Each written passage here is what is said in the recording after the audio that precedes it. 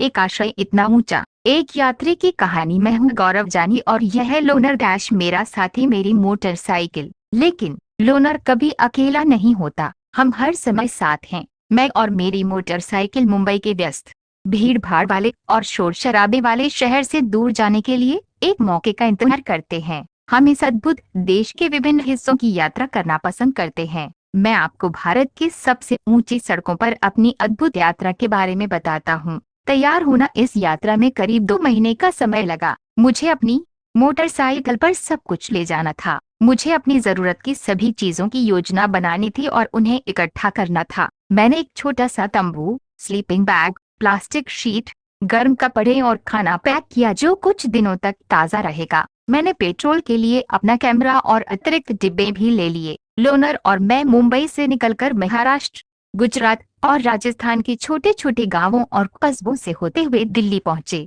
मुझे मुंबई से दिल्ली तक 1400 किलोमीटर की दूरी तय करने में 3 दिन लगे। मैं दिल्ली में कुछ नया और अलग देखने की उम्मीद कर रहा था, लेकिन दिल्ली बिल्कुल मुंबई जैसी दिखती थी। सीमेंट, ईंटों, कांच और स्टील के बने एक ही तरह के घरों को देखकर मैं थक गया हूँ। मैं अपनी आगे की यात्रा की प्रतीक्षा कर रहा था। मैं उत्साहित था कि मैं लकड़ी के घर, ढलान वाली छतों वाले घर और बर्फ से ढके हुए घर देख पाऊंगा। मैंने कई किताबों में ऐसे घरों की तस्वीरें देखी थीं। मैंने दिल्ली में और चीजें पैक की और जारी रखा। 2 दिनों में हम मनाली में थे। पहाड़ों में रहना और स्वच्छ हवा में सांस लेना कितना ताज़ा था। अब असली सफर शुरू होना था। लद्दाख के लेह पहुंचने के लिए हमें जम्मू कश्मीर राज्य की कठिन सड़कों से गुजरना पड़ा। पता लगाएं अपने नक्शे में चेक का मुंबई से कश्मीर की यात्रा करते समय कौन से राज्य से गुजरना होगा। गौरव जानी मुंबई से दिल्ली जाते समय कई राज्यों से गुजरे। इन राज्यों की राजधानी का पता लगाएं।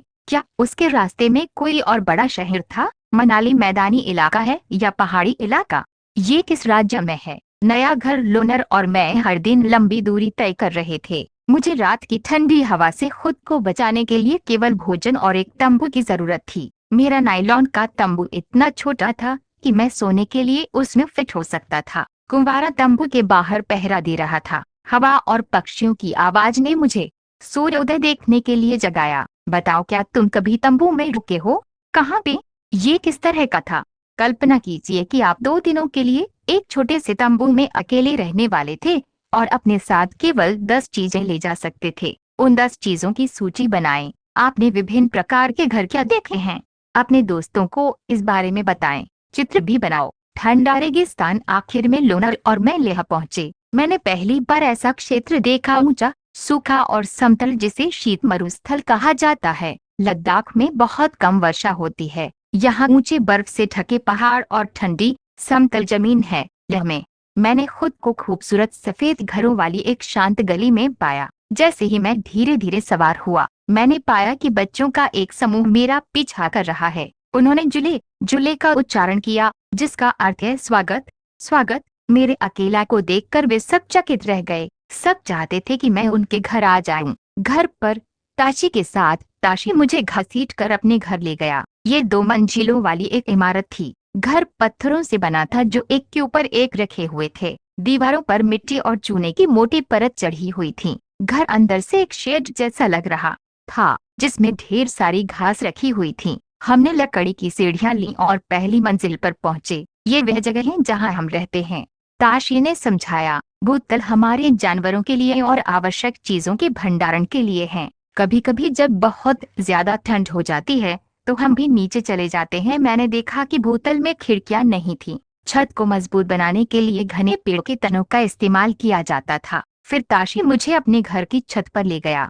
क्या दृश्य है! मैं चारों ओर वही सपाट छतें देख सकता था। कुछ पर लाल मिर्चें सूखने के लिए रखी थीं और कुछ पर नारंगी कद्दू और सुनहरे पीले मकई थे। किसी के पास धान के ढेर थे तो किसी पर गोबर के उपले सूखने के लिए बिछाए गए थे। ये हमारे घर का सबसे महत्वपूर्ण हिस्सा है, ताशी ने कहा। गर्मी के मौसम में हम कई फल और सब्जियां सुखाते हैं। हम उन्हें सर्दियों के लिए स्टोर करते हैं जब हमें ताजे फल और सब्जियां नहीं मिलती हैं। जब मैं ताशी के साथ वहां खड़ा था तो मैं देख सकता था कि कैसे घर का हर हिस्सा विशेष रूप से उसके लोगों की जरूरतों के अनुरूप बनाया गया था। मैं समझ सकता था कि कैसे मोटी दीवारें, लकड़ी का फर्श और लकड़ी की छत उन्हें ठंड से बचाती है। लिखो। जाड़े के दिनों में ताशी और उनका परिवार भूतल पर रहता है। वे ऐसा क्यों कर रहे होंगे? आपके घर की छत कैसी है? छत का उपयोग किस लिए किया जाता है? दुनिया के शीर्ष पर रहने वाले लोग अब ऊंचे चढ़ने का समय था। लोनर के पास संकरी पथरीली पहाड़ी सड़कों के साथ कठिन समय था। कई जगहों पर तो सड़कें ही नहीं थीं। मैं चांगथांग के पथरीले मैदानों की ओर बढ़ रहा था। ये जगह लगभग 5000 मीटर की ऊंचाई पर है। ये इतना ऊंचा है कि सामान्य रूप से सांस लेना मुश्किल है। मुझे सिर दर्द था और मैं कमजोर महसूस कर रहा था। फिर मुझे धीरे धीरे ऐसी हवा में सांस लेने की आदत हो गई। कई दिनों तक हम इस इलाके में घूमते रहे। एक भी इंसान नजर नहीं आया, न पेट्रोल पंप, न मैकेनिक, केवल साफ नीला आसमान और आसपास कई खूबसूरत झीलें। कई दिन और रात बीत गए। लोनर और मैं आगे बढ़ते रहे। अचानक एक सुबह मैंने अपने सामने समतल घास वाली भूमि देखी। वहां बहुत सी भेड़ बकरियां चर रही थीं। बहुत दूर मैंने कुछ तंबू देखे। मुझे आश्चर्य हुआ कि वहां कौन रहता था और वे इस दूर के स्थान पर क्या कर रहे थे। पता करें कि आप जिस स्थान पर रहते हैं वह कितनी ऊंचाई पर है। गौरव जानी ने क्यों कहा डैश यह जगह इतनी ऊंची है कि सामान्य रूप से सांस लेना मुश्किल है। क्या आप कभी किसी पहाड़ी स्थान पर गए हैं? कहाँ पे? वह किस ऊंचाई पर था? क्या आपको वहां सांस लेने में दिक्कत हुई? आप किस उच्चतम स्थान पर गए हैं? चांगपा। वहां मैं नमग्याल से मिला और पहाड़ों पर रहने वाली एक जनजाति चांगपा के बारे में पता चला। चांगपा जनजाति में केवल लगभग 5000 लोग रहते हैं। चांगपा हमेशा अपनी बकरियों और भेड़ों के साथ घूमते रहते हैं। इन्हीं से उन्हें वह सब मिलता है जिसकी उन्हें आवश्यकता होती है। दूध, मांस, तंबू के लिए खाल और कोट और स्वेटर के लिए ऊन। उनकी बकरियां ही उनका एकमात्र खजाना है। यदि किसी परिवार में अधिक जानवर हैं तो उसे अधिक समृद्ध और महत्वपूर्ण माना जाता है। इन विशेष बकरियों से विश्व प्रसिद्ध पश्मीना ऊन बनाने के लिए ऊन प्राप्त होती है। चांगपा अपनी बकरियों को ऊंचे और ठंडे स्थानों पर चराते हैं ताकि बकरियों के बाल अधिक और मुलायम हों। वे इन पहाड़ों पर बहुत कठिन परिस्थितियों में ऊंचे रहते हैं क्योंकि यही वह जगह है जहां ये बकरियां रह सकती हैं। यही उनका जीवन और आजीविका है। मैं अपना बहुत कम सामान अपनी मोटरसाइकिल पर ले जा रहा था, लेकिन चांगपा अपने घोड़ों और याक पर अपना सब कुछ ले जाते हैं। उन्हें सब कुछ पैक करके आगे बढ़ने में सिर्फ 2.5 घंटे लगते हैं। कुछ ही समय में वे चुनी हुई जगह पर अपना तंबू लगाते हैं। सामान अनपैक किया जाता है और उनके घर तैयार होते हैं। आपका हमारे घर में स्वागत है।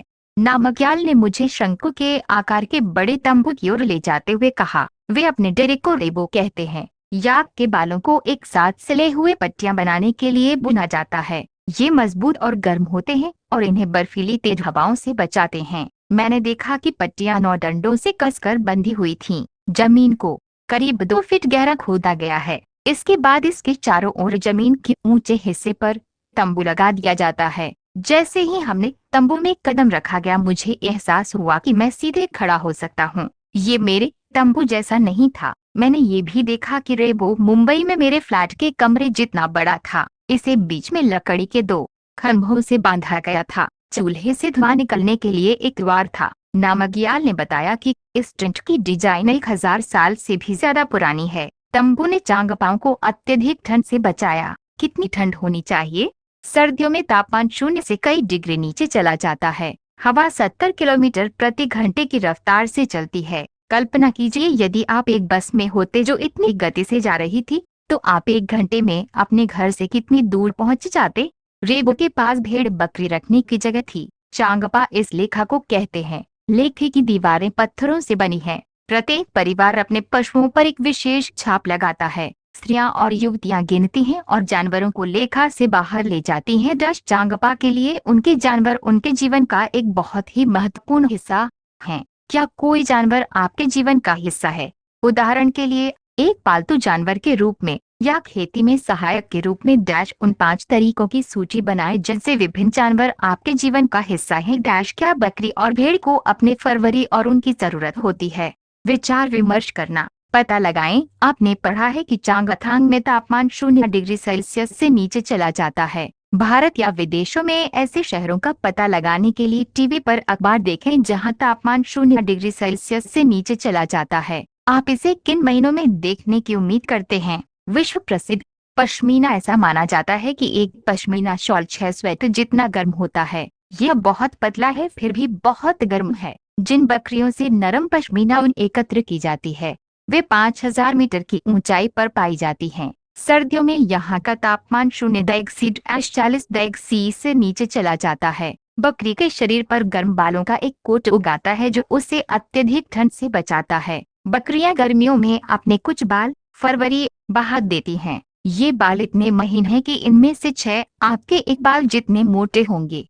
महीन बाल मशीनों पर नहीं बुने जा सकते और इसलिए कश्मीर के बुनकर इन शॉलों को हाथ से बनाते हैं।